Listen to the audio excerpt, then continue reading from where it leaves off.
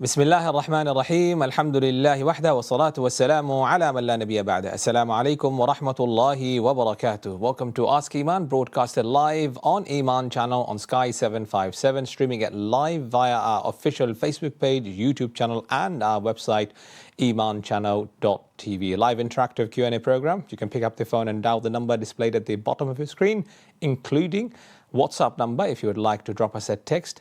Or you can leave us your comments or question in the comment section below, either on our Facebook page or on our YouTube channel. I'm your host, Qamarul Islam. Joining us today is none other than renowned face on Eman Channel, Shaykh Shaqur Rehman. Assalamu alaikum. Wa alaikum salam wa rahmatullah. Jazakallahu khairan. On Saturday, unusual for me, but we're really happy and grateful for you giving us your valuable time, Shaykh. Alhamdulillah, good to see you. Barakallah fiqh. Now let's start with the question.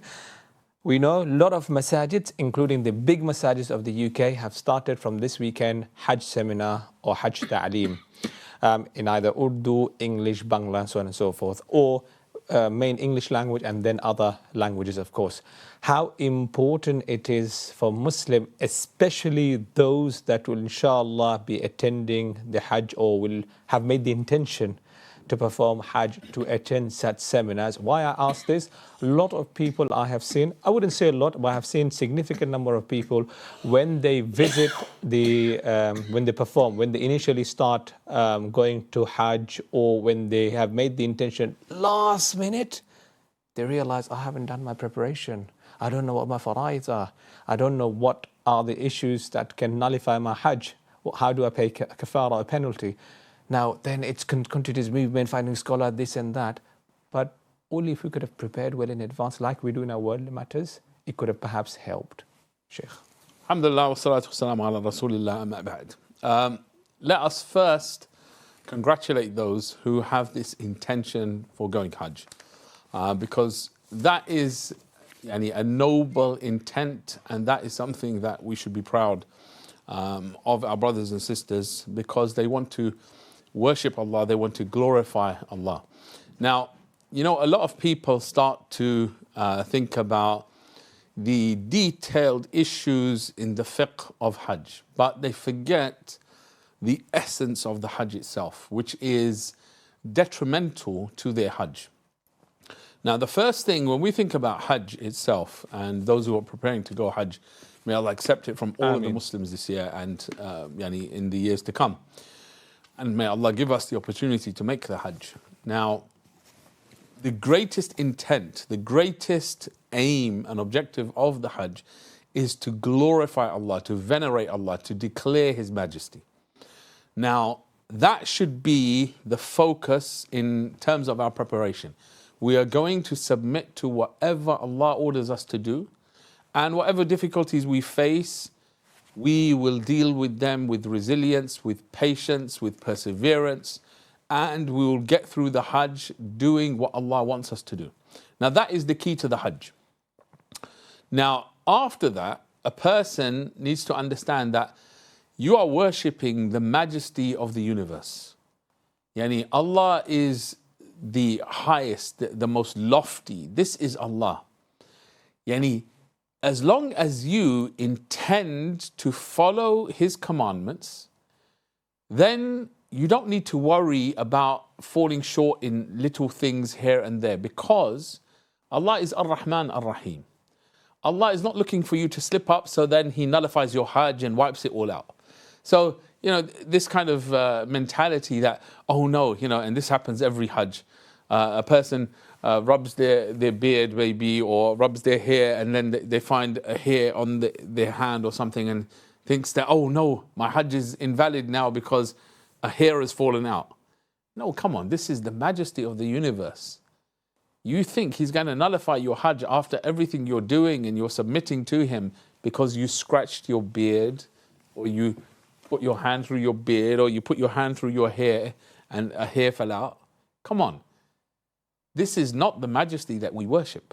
Allah is not like the Lord of some other religions who think that their Lord is one who is waiting for them to slip up so He punishes them. No, our Lord is Ar-Rahman Ar-Rahim, the one who is the pinnacle of mercy, the one who loves to bestow His mercy. That said, we should not get caught up in these little details of, in some seminars, they make a big deal out of what sandals you can wear and what sandals you can't wear. But they make they make it so small, the main issue of Hajj, which is the glorification of Allah. You know, everything in the Hajj, whether it's the tawaf, whether it's the sa'i, whether it's the stoning of the jamarat, the staying in Mina, whether it's the staying in Muzdalifah, whether it's the staying in Arafah, whatever it is, it's there for one reason, as the Prophet ﷺ said, لِإِقَامَةِ ذِكْرِ اللَّهِ, to establish the remembrance of Allah, to establish the majesty of Allah and venerating Allah. If that is not there, then you've lost the essence of the Hajj. So I would rather, when people teach the rituals of the Hajj, they focus on this point and not just the really intricate details of, these types of sandals are allowed, these types of sandals stay away from, etc. No, these are kind of minor issues compared to the actual big issue and aim, which is glorifying Allah. So definitively, before you go to the Hajj, prepare. Read some of the literature, and there's so many simple guides to Hajj. And really understand that Hajj is easy. Easy. It's easy. Allah wouldn't make an ibadah that He's obligated upon every single Muslim, except that He made it easy for them. يُرِيدُ اللَّهُ بِكُمُ الْيُسْرَ وَلَا يُرِيدُ بِكُمُ الْعُسْرَ. Allah wants ease for you and He doesn't want difficulty. So the basics of the Hajj and what you have to do, the rituals, are really easy. Go around the Kaaba 7 times. Go between Safa and Marwa. Pray behind Maqam Ibrahim. Stay in Mina. Stay in Muzdalifah. Stay in Arafah. Make dua. Easy stuff, really. So these are all the steps you've mentioned just now. Yeah, so I've mentioned some of the steps, but I didn't mention them as a ta'aleem in that sense. Yeah. But yes, definitely prepare, because you're spending so much money to go. This is once in a lifetime. You want to do it your best, but don't forget the essence.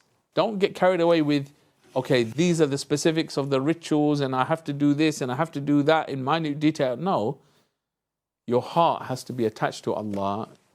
Your attitude must be complete submission to Allah. Your whole ethos should be, I am declaring Allah's majesty and giving up all of my lively luxuries or the worldly luxuries, giving them all up because I'm acknowledging I am the slave and Allah is my master. Okay. Now that is the focus. Jazakallah khair. So we understand it's important to acquire knowledge, of course, number one. But number two, not to focus on so many the minute details of it, but rather understand the main aims and objectives of Hajj. Exactly. Okay. Jazakallah khairan for that. And you mentioned about hair. So let me take this question first. I'm planning on going to Hajj this year. Is it recommended to leave my hair open, or is it recommended to leave my hair when I'm doing Umrah so I can cut it after I complete the Hajj? WhatsApp question. We don't know whether it's brother or sister. Sounds like a brother though, because sisters have their hair normally anyway, and they're only cut in Umrah. They only cut this small amount off the back of the ponytail. Yeah. So a sister would cut that after the Umrah, and she would cut that easily. There'll be plenty there for her to cut that much for the Hajj as well. So it sounds like a brother's question, because brothers often ask. They go for the Hajj and they're going to make their Umrah maybe a day or two before the Hajj actually starts, before the 8th of Dhul Hijjah, before they head off to Mina. And then on the 10th, on the day of Eid, they will cut their hair again. So they're asking, should I shave my head? Should I cut my hair, cut it short? Now, if the brother shaves his head in the Umrah, and it's only a couple of days before the shaving of the head for the Hajj, and on the Hajj, if he was just to take a blade and have it go over his head, okay, even if there's hardly anything or nothing there at all to cut, but he has that, he will have the reward of the Prophet ﷺ making dua for him 3 times for the Umrah and 3 times again for the Hajj. So you will never lose. Okay, so if you can, shave your head during the Umrah and have the blade run over your head, all of the head, even in the Hajj, and you will get the dua of the Prophet ﷺ 3 times for the Umrah and 3 times for the Hajj. Brilliant. Before I move to the question, just in case if some viewers are confused, what type of Hajj is this when you can perform Umrah and Hajj? Okay, so this is the tamattu, where you do Umrah, you come out of Ihram before the Hajj, and then you go back into Ihram on the 8th of Dhul Hijjah. Okay. And this is the most common type of Hajj that people do that are coming from outside of Saudi Arabia. Okay, Jazakallahu khairan for that clarification. And if you have any further question, then please feel free to pick up the phone and dial 0203 515 0757. Alternatively, you can drop us a text on WhatsApp 07916841483. International viewers can use the WhatsApp number to call in live into the studio. Moving on swiftly to our callers. Who's on the line? First caller. Assalamu alaikum. Alaikum. Jazakallahu khairan for your call. What's your question? Okay. My question is, I am going to Saudi tomorrow, inshallah. Okay. Our plan was to do Umrah and leave Saudi on 2nd of June. Okay. And the Saudi Hajj authority, they were taking Hajj pilgrims until 6th of June. Mm-hmm. Now they have changed the date to 23rd of May. So the last day of Umrah is 23rd of May. Okay, now, my question is, if I get on the plane and if I wear my ihram, make my intention, and when I go to the airport, if any reason the Saudi authorities, they don't allow me to do Umrah, can I simply just stop doing my Umrah there, or do I have to slaughter an animal? What is the procedure will it be? Or should I make an intention and should I still wear my ihram? Because I'm still not sure that if I will be able to do an Umrah or not. Okay. Does it make sense? Okay, Sheikh, is that clear? Okay, say it for me because part of it was unclear for me. Okay, the last day of performing Umrah. Brother, just please make sure that I've said it correctly if I've understood it.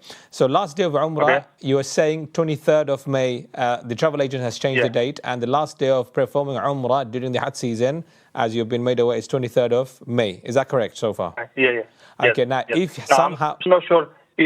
It could be reason that they might not, maybe they will not allow even any pilgrim even from tomorrow as well. Yeah. Okay, so I'm not sure. I understand. So obviously the intention is, as you've mentioned, Hajj Tamattu, what I understand. Now, if for some reason the authorities say, no, the cut-off period has now come by, you cannot perform Umrah, and now can the brother only make the intention to perform Hajj? Did I get that correctly? No, I'm not doing Hajj. I'm still doing. I'm only going for Umrah. Oh, you're only going for Umrah. I see. Okay, fine. You only go. So if I wear my ihram and everything, and if I make my intention, because it's a busy time now. No, okay, so let me understand this because the line is slightly not clear. So if you've made the intention to perform Umrah, not Hajj, and for some reason, once you're there, the authority changes and they say, no, you can't perform any Umrah. So then what do you want to do? Yeah, so I'm already on my ihram. Do I have to slaughter an animal? Because you can't perform any more Umrah. Okay, I think it's okay. Yeah. Now it's clear. Okay, Jazakallah khair. So in this, you will make ishtirat, or when you make your intention for the Umrah, you will add to it. Normally when you make the Umrah, you say, Labbaik Allahumma Umrah. Okay, that's your intention for Umrah. Here you will add the words. If you look in the books, you will find it, just so you know what you're looking at. Look for making it a condition.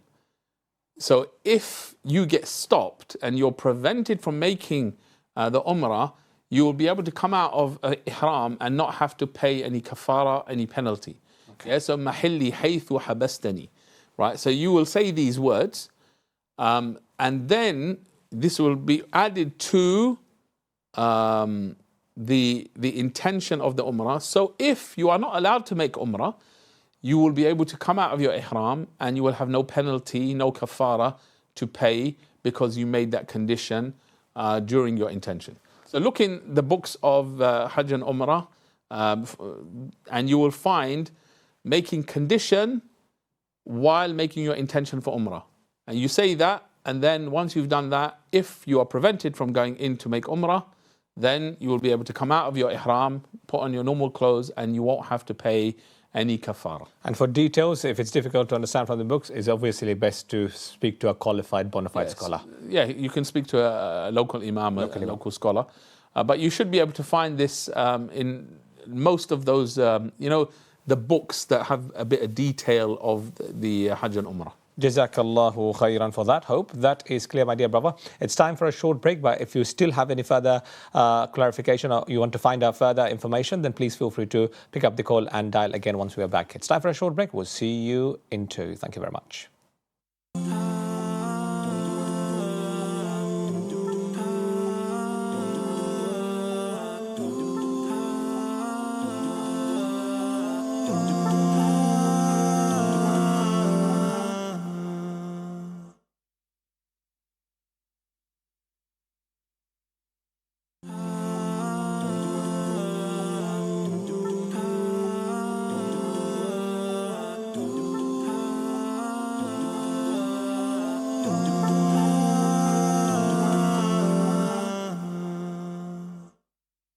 Assalamu alaikum and welcome back. You're watching Ask Eman, and guest with us today is Shaykh Shaqur Rehman, answering your questions, discussing about the Hajj. Of course, in the first segment, if you have missed it, then the video is available on Facebook and of course on our YouTube channel. Don't forget to like, share, comment and subscribe to all our official platforms on social media, of course. Now, Shaykh, let's move on to the next question, and all the details are there displayed at the bottom of your screen, inshallah. So if you would like to call us, then please feel free to use the telephone number 0203 515 0757, or alternatively you can drop us a text on WhatsApp 07916841483. Next question, Shaykh, is on zakah, is on pension, and of course zakat related as well. It's a good question. Assalamu alaikum, Shaykh. Regarding pension, if part of a pension has been invested in alcohol, etc., i.e. in haram, rest is halal. However, it is difficult to understand what is halal and what portion of it is in haram in that particular pension pot. What can you do? Also, once you're 55 years of age, you can, if you want, take a lump sum payment from your pension. If you don't take any money, are you liable for any zakat because you have access to it? So, 2 questions. Okay. Now, in terms of pensions, before we start putting our money into pensions, we should make sure that that pension company is only putting our money or investing our money, and what the investments are first and foremost halal investments. So it's not allowed for you to have a pension where they're investing in alcohol, in gambling, maybe they're investing in things like pornography, all of these types of harams, okay, and that includes riba transactions and things like that. This is not allowed for a Muslim to put their money in that. And now, especially right now, you see us, we as Muslims, and even those people who have that care and concern for their humanity and the humanity of the world, they are looking at making sure their money is not put with companies that support the genocide. So we also need to take that into account. So if your pension is with a company that is supporting the genocide or involved in other harams, then you need to move that pension to another company. Okay. So immediately you should be looking into that. So the first thing that this brother should do, he knows money is being invested in haram. Find another pension company that doesn't invest in haram and has that consciousness about investing in only good and noble causes, which are also halal. Make sure you find something like that. Now, the second thing that the brother asked about, if you know your money has haram in it, your money has haram, find out how much they invested in haram. Okay. And then at least try to give away a bit more than that, just to be on the safe side. When you receive it, give away that kind of amount. So say if you found out that about 25% of their investments are haram. So when you actually get your money from your pension, give away that kind of percentage to kind of absolve yourself and trying to expiate the haram that was involved in that transaction. Without any intention of earning reward. Yeah, you won't be able to get, you won't get reward for it, but at least you'll get the reward for trying to absolve yourself from sin. Okay. So have that in your mind.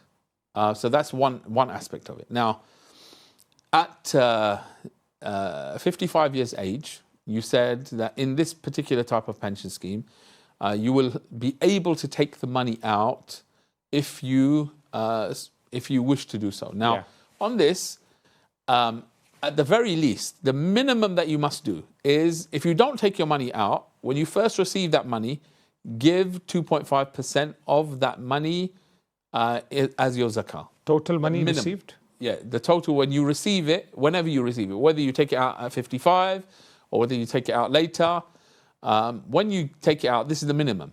Some of the scholars also say that you need to calculate how much the pension is worth now, and that's your assets, and that you have to give it. But you don't have access to that money normally. So, the very least, make sure that when you receive that money, whether you take it out at 55 or whether you take it out at some later time, make sure as soon as you receive it, 2.5% goes as your zakah of that money. And Allah knows best. Jazakallahu khairan for that. Hope it is clear. Moving on swiftly to our callers. Next on the line. Assalamu alaikum. Wa alaikum salam. Thank you very much for calling in. Sister, your question, please. My question is, we know that it's sunnah to have the bath on Friday before going to Jum'ah. But is it possible to have the bath after Maghrib the night before? Will it still be valid for Jum'ah the next day? You mean Thursday night. Okay. Inshallah. Shaykh will answer. Thank you very much, Shaykh. In terms of the bath, the ghusl for Jumu'ah, it should be done on the day of Jumu'ah. Because the ahadith specify Yawm al-Jumu'ah. Okay, so it is better to have it on the day of Jumu'ah, because if you look at the wisdom for the bath on the Friday, it was because people would come to the masjid and they would have this smell of sweat and odor, bad odor, because they had come from working and things like that. So it shouldn't be at a time that is so far away from the Jumu'ah Salah that a person could have those odors. Rather, they arrive at the Jumu'ah looking their best, smelling their best. So you find the hadith mention Yawmul Jumu'ah. Okay, the ghusl should be Yawmul Jumu'ah, the day of Jumu'ah. The day starts at Fajr. Okay, so if you were to have a bath after Fajr had come in, and right now Fajr comes in very early. Okay, so if you did that, you would have achieved what the hadith say. You would have had a bath on the day of Jumu'ah from Fajr. Okay, that's when the day starts. Closer to the time, so that you're fresh, you smell your best, you look good when you go to Jumu'ah, is what is intended by the bath of the Jumu'ah itself. So one should try to do that, inshallah. Okay, Jazakallahu khairan for that. Now, also another common sense approach would also be, in case if anything happens on Friday night, Thursday night, so then you still have to do ghusl again if it becomes fard on you to perform during the Friday day. So best is, and according to the Sunnah, is to perform ghusl during the day of Jum'ah rather than night of Jum'ah. Yeah, that is the thing. But if someone cannot, okay, if someone cannot, because most of the madhahib believe that the bath or the bathing of Yawmul Jumu'ah is a sunnah, a very highly recommended sunnah, and some believe that is obligatory. So one would try to err on this, the safe side, and make sure they have a bath on the day of Jumu'ah, because some scholars believe it's an obligation. But if someone couldn't do it for whatever reason, and they had the bath the day before because they knew that it wasn't going to be possible, maybe they work all night, etc., and then they're working at the time of Jumu'ah, and they just about make it for the Salah, maybe someone like that, then you would do so because at least you had a shower and you were trying to fulfill that virtue as well. And inshallah, Allah will reward. But at the same time, in our times now, where it's so easy, we have bathrooms everywhere and showers everywhere, and it's easy for us to have that, whereas in the past it wasn't like that. One would stick to at least the bare minimum from Fajr, after Fajr Salah has come in, having a bath, and then counting that as your bath of Jumu'ah. But better than that is to have a bath and smell nice before you go to the Salah. Jazakallahu khairan. Now another question, just remembered through the question, some people, when you mentioned just about catches Jum'ah. Now, issue, for example, came about last week, or in fact this Jum'ah, that the Imam perhaps for some reason just slightly overran by 5 minutes or 10 minutes extra, which basically meant the Salah finished just around 1:55, just before 2. Now, some complaints were received in the context that it's too long, the khutbah, even though the majority of the people, when the khutbah starts at 1:15, they just come before the Salah like 1:30, 1:35. Now, question is, we have to go to work. Now, a question that comes to mind is, do we have to tell work that we have got Salah, or tell Salah that we have got work? Okay, now, this is a dilemma or an issue that everyone who's working faces. It's easy for us Indeed. who don't have those constraints and have flexibility with our work to say that, Salah is the most important thing, etc., and we should be there no matter what happens. At the same time, the masajid and the imams, when they do the khutbah, they need to take into consideration people's time constraints, especially on Friday, because they just about have enough time. At the same time, if we are one of those employees who's going to just about have their lunch hour and get there, we shouldn't take our time eating or relaxing and go at the last minute for Jumu'ah. We should make sure we go as early as we can to the Jumu'ah Salah, because the reward is for coming early. Okay, and there's less reward the later you go. So our intent should be, right, I have this amount of time, I leave as soon as I can from work so that I can arrive early for Jumu'ah. And on the other side of it, the masajid and the imam should have set timings that they declare and that they make known. The khutbah will start at X time, and the Jumu'ah, everything will finish at X time. So they make that known, and then the imams should try their very best to finish promptly on time so that they don't put people in hardship and they take into consideration the people's difficulty. So if we both play our parts, then inshallah we won't have conflicts and we won't have issues. Also, another issue from that is if you make an announcement, a khutbah starts at 1:15, for example, the salah and everything will be done by 1:45. Now, we see from experience, I'm sure as an imam you can clarify that, a lot of people when they know, okay, salah will start at 1:45 or 1:40, then they just come for the salah, not for the khutbah. Now, with regards to the Jum'ah Salah, the etiquettes of Jum'ah, whether did they perform the Jum'ah the way it should have been performed. I mean, the issue is here, as soon as you make it known, the timing of Salah, majority or most people you will see, or some you can say, they just come for the Salah and not for the khutbah. Yes, so if you notice in what I said previously, I didn't mention what time the Salah. I know, I just wanted to be announcing the Salah. So that's a very dangerous thing. Once you announce the Salah will be at this time, you put in certain people's minds that, okay, just turn up for the Salah at this time. That's it. But obviously, some of the madhahib actually believe the khutbah, for the Hanafi madhab, for example, in some of them, they talk about the khutbah counting for the 2 rak'ah, because you only pray 2 rak'ah on a Friday, whereas normally every other day of the week you're praying 4 rak'ah of Dhuhr. So they say that the khutbah itself counts for 2 rak'ah and the salah is 2 rak'ah. So you've got your 4 rak'ah, but you must be attending both of those things. So a person needs to be very careful. And again, the Jumu'ah is the special salah which has the khutbah. If you're not attending the khutbah, which is wajib for you to attend, the whole of the Jumu'ah, it's not just about the salah. It's an obligation for you to attend and listen to the dhikr, and the angels record those who have entered the masjid and are there until the imam comes and stands on the minbar. So your name wasn't actually in the record of the angels because you came much later. So you've missed out hugely. You're not in the attendance record of the malaika. A huge problem for you. Okay, so it's unthinkable for a person to actually plan to do that. That's like trying to cheat Allah. Okay, you can't cheat Allah. Allah knows your intent. Allah knows if you had some hardship and you got late and you're not able to. Allah knows that.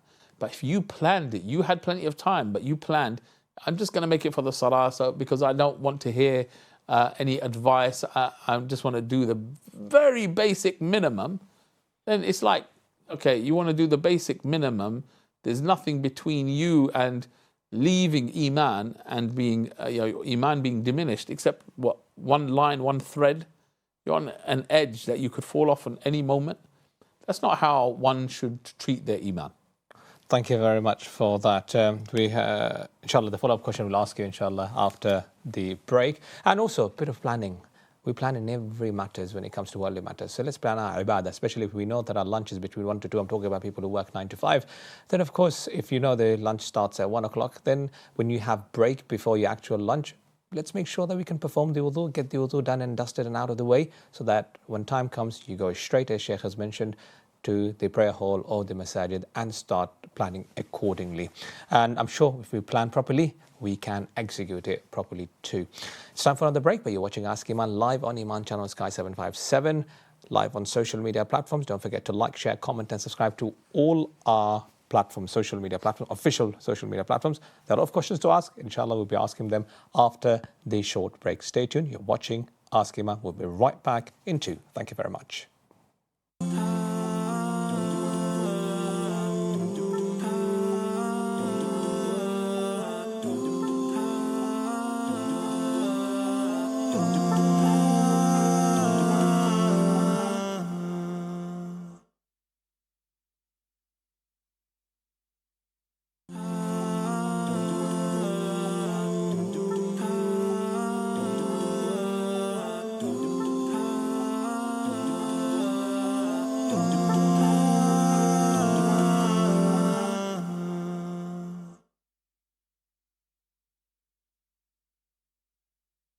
Assalamu alaikum and welcome back. Watching Ask Iman. With us we have guest Shaykh Shaqur Rehman. Contact details will be displayed at the bottom of the screen, or you can see it now, and of course live on our social media platforms. Time is limited, Shaykh. Let's move on swiftly to our next question.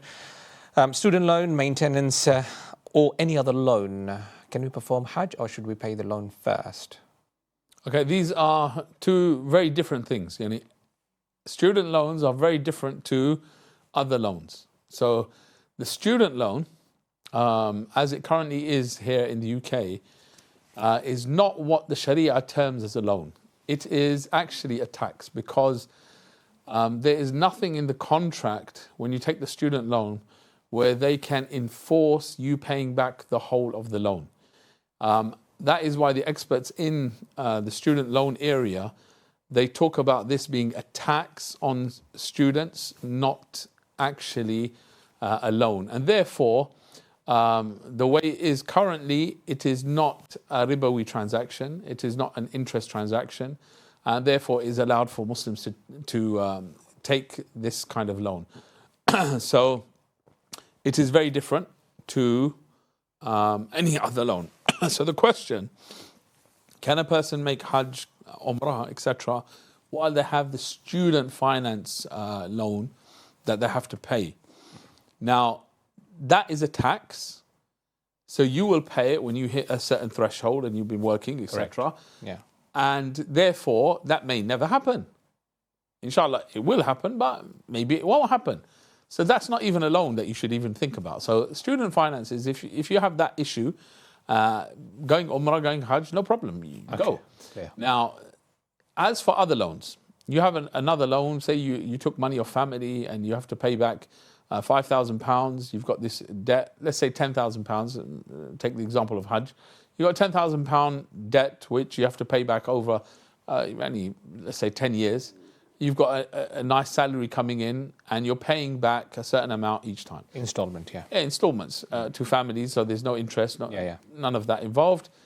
You know that you've got this money coming in on a regular basis and you will cover those payments that you're going to make back to the family, and it will be covered.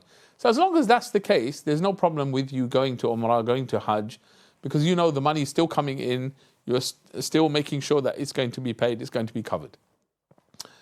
So then it wouldn't be a problem at all. The problem would be, say if you have a loan and you don't have money coming in and you don't know whether you're going to be able to pay that money back. That's right. As long as those people who you owe money to are happy with you to go and make that trip, knowing that you will work your hardest to get that money to them on the regular installments that you've planned or at the date that it's been planned, if they're happy, then it's no problem as well. So the only problem would be you don't know where your money is going to come from. You don't know if you're going to be able to pay it. Those people are not happy for you to go to make Hajj and you only have that money to pay back the loan. Then it will be a problem. Then, you should pay off the loan. But that is one of the many different types of cases. And all the other cases, it will be perfectly fine. So treat it like that, inshallah. Okay, Jazakallah khairan. Next question. When we enter the mosque and do 2 rakats, do we break the sunnah and start the fard, or do we finish the sunnah first? Can you say that again? Okay, so I think what the question is trying to understand, when we enter the mosque and do 2 rakats, so if you perform 2 rakats, do we break the sunnah and start the fard, or do we finish the sunnah first? So ideally, I think what it's referring to, if it's a fard salah, so we know people, even if the imam have started praying fard, some people, they pray the sunnah and then join the imam. Okay. Now, in this context, does he need to break the sunnah, join the fard? Or in other context, if the fard salah has started, does he need to pray sunnah or join the fard? Okay. So the way one does this, now the salah, if the salah has already started and you walk into the masjid, there's no other salah that you pray except the fard salah that is being prayed. Okay, you join the rows and you pray the fard salah. So you don't start praying sunnah. So this is the case. Even if it's the fajr salah, the sunnah of fajr is something that the Prophet ﷺ never left, and you will pray them. But because the fard salah, the iqamah has gone, the obligation for you at that moment, when you walk into the salah area, you pray. Some of the madhahib allow you to pray the sunnah outside of the salah area. So you haven't got there yet. You haven't got to where the main prayer salah hall is being praying. So you're somewhere else and you prayed your sunnah, then you walked in. You could do that, but you've walked into the masjid, and nowadays you walk into the masjid and you're in the main salah area. Yeah, that's right. So, and you're not allowed to pray in the shoe area. The masajid normally have rules for that because there's fire exits, fire hazard, health and safety issues. So you'll straight be in there. So you are not allowed to pray your sunnah prayer while the fard is going on. So that's the first thing. Now, it could be that you walked in and you're praying your sunnah. And you're in your sunnah, and then the iqamah goes while you're still in your sunnah. Fard started, yeah. Yeah, fard is now started, the iqamah went, and the fard is starting now, and you are still praying your sunnah. Right, so in this case, what you would do is, say if you're praying 2 sunnah, and now you're in your second rakah, and you're going into ruku', then quickly finish off that second rakah, because you are very likely to catch the first rakah of the fard. That's right. Okay. Say if you just started your 2 sunnah or 4 sunnah, okay, you just started and you're praying, and then the iqamah goes. You're gonna miss the first rak'ah if you carry on. Definitely. Then you would break your sunnah prayer and you would pray your fard with the jama'ah, and then after your fard salah, you would make up those sunnah that you missed. So do it like that, inshallah. Okay, now also common sense approach, Tahiyyatul Masjid. We know it's, say for example, 1:30 is Zuhr, for example, and I've just entered the mosque at 1:29 or 28. We know at 1:30 that the Iqamah will start. So do we pray Tahiyyatul Masjid or? You know, it depends. You need to know your masjid, isn't it? When you know your masjid, Okay. like, sometimes I'll walk in now at 28. Okay. 28 past, yeah. 1:28, yeah. 1:28, Yeah. right, it's 28. I know by the time the imam comes in and then the iqamah goes, and then he starts, it's going to be 1:31. Sometimes even 1:32, 3. announcements 1:32. Yeah. So I will use that opportunity, pray 2 rakah. Okay. Because you can. If you know the masjid, you know how it works. If you don't know, okay, if you can pray quickly, you know, when you have 2 minutes, a rak'ah doesn't take 1 minute. No, You can do that. If it's 29 and 30 seconds, Yeah. then obviously Okay. more likely that you won't start. So basically, common sense approach. Yeah, common sense approach in those types of issues. And even if you start, we covered how if you're still in the first rak'ah, you would break it, and at least you made use of that time. The worst thing is, people are waiting for salah, and what do? They just sit there and do nothing. Okay. No dhikr, no Quran, Nothing. no salah. They're sitting, doing nothing in the masjid. Yes, they're getting reward Yeah, because no doubt. Allah is generous, but they miss out. They at least do dhikr, isn't it? Absolutely. And sometimes even if we find our friends or any families or local community brothers, we engage in a conversation that perhaps would be best. Conversation rather than a few minutes of dhikr, major reward. 60-second time I've got left. I don't know whether this is a medical or Islamic question, but let me ask you, does Islam say anything about not drinking water on an empty stomach first in the morning? Not as far as I know. Okay, so that's nothing to do with Islam. The Prophet ﷺ didn't specify these types of... These are nitty-gritty issues. Islam is such a vast religion. It doesn't constrain you in these nitty-gritty issues. Okay, that's it. I would love to ask you more questions. We've got a lot more questions, but unfortunately time is up. But Shaykh, if you can give us more time, inshallah, in the future, perhaps. I know you're busy, but inshallah, hope to see you in the future episode. Jazakallah khair.